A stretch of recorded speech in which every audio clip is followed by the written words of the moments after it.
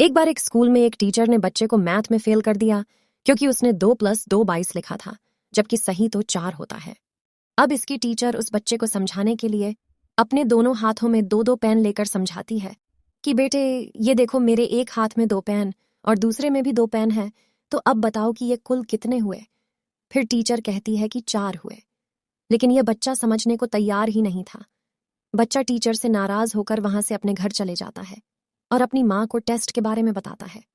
अगले दिन बच्चे के माता पिता स्कूल आते हैं और टीचर से कहते हैं कि हमारे बच्चे का उत्तर बिल्कुल सही था, और गुस्से में बच्चे की माँ टीचर को थप्पड़ डेच मार देती है।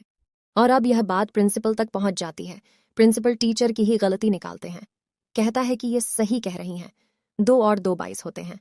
अब ये बात देश का सबसे बड़ा मुद्दा बन चुका है और टीवी पर बहस चल रही है कि 2 और 2 कितने होते हैं, 4 या 22। स्कूल के बोर्ड मेंबर टीचर को सस्पेंड करने का फैसला लेते हैं। इस तरह प्रिंसिपल टीचर को सस्पेंड कर देता है और प्रिंसिपल टीचर को कॉल करके बताता है कि उसे स्कूल से निकाला जा चुका है।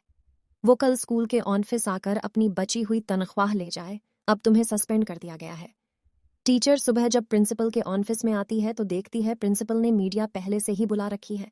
वह मीडिया के सामने टीचर को सस्पेंड करता है और बताता है कि इनकी पिछले महीने के 2,000 रुपए और इस महीने के 2,000 रुपए, जो कुल 4,000 हुए, दे दिए जाएंगे।